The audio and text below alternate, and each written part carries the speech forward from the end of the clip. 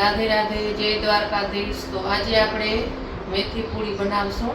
તો આપણે આ બધી વસ્તુ લીધી છે સામગ્રી, એને આપણે એકવાર જોઈ લઈએ। તો આમાં હળદર છે, આમાં મેથી છે સૂકી, આમાં મેંદાનો લોટ, આ સોજી, આ ઘઉંનો લોટ, આ મરી પીસેલા અને આ મીઠું અને તલ। તો આપણે શરૂઆત કરીએ।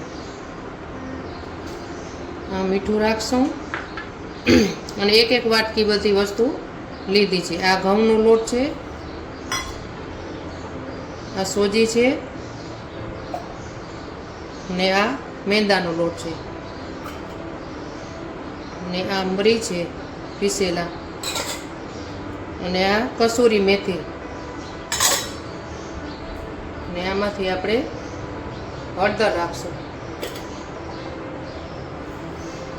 ને આ તલ છે વ્હાઈટ।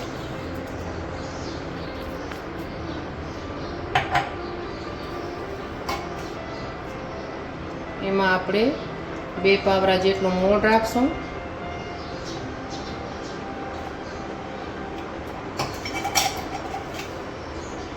એ બધી વસ્તુને મિક્સ કરી લઈએ।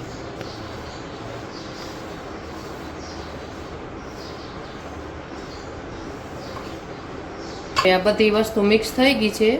આપણે ધીમે ધીમે પાણી રાખતા જઈશું અને લોટ બાંધી લેશું।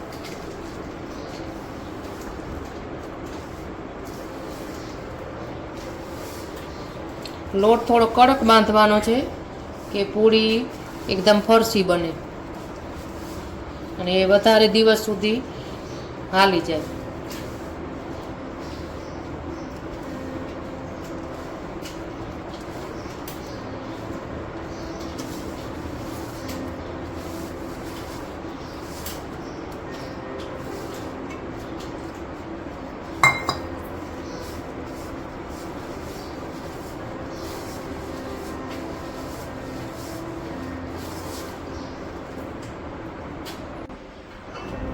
હાલો, તો લોટ આપણો બંધાઈ ગયો છે।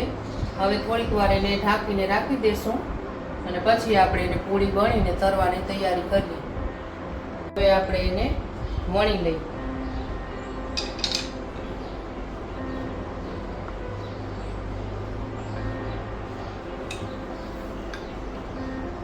વણીને આવી રીતે કાંટાથી આપણે આંચા પાડી લેવાના।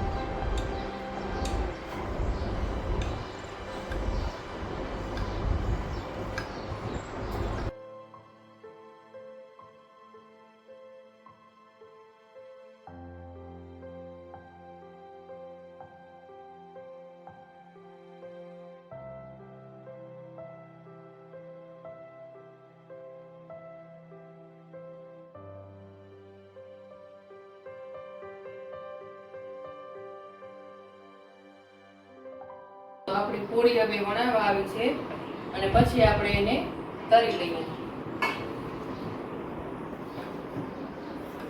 તો આપણે આ પૂરી વણાઈને તૈયાર થઈ ગઈ છે। હવે આપણે તેલ મૂકી દઈએ।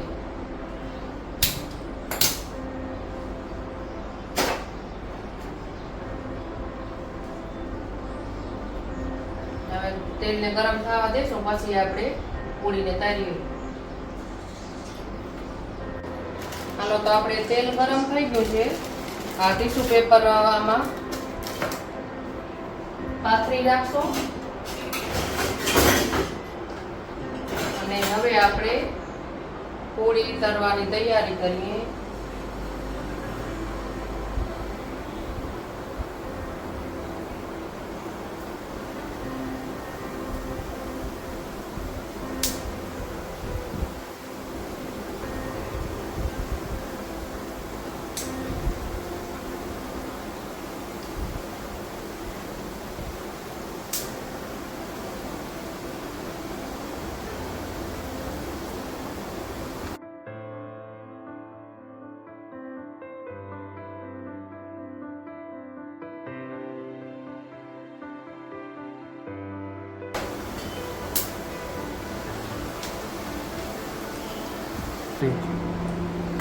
પૂરી આપણી તૈયાર થઈ ગઈ છે તળાઈને. આપણે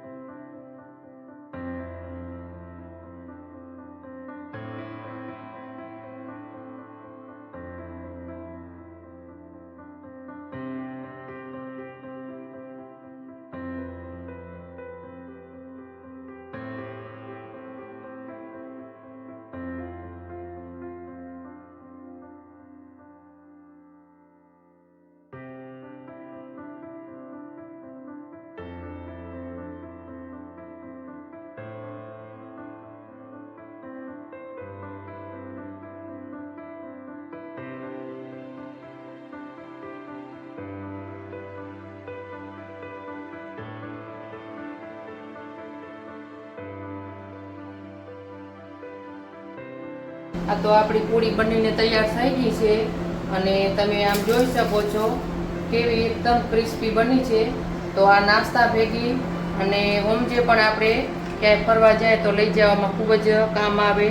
તો કેવી લાગી રેસીપી તમે જરૂર જણાવજો અને લાઈક શેર સબસ્ક્રાઈબ કરવાનું ભૂલતા નહીં.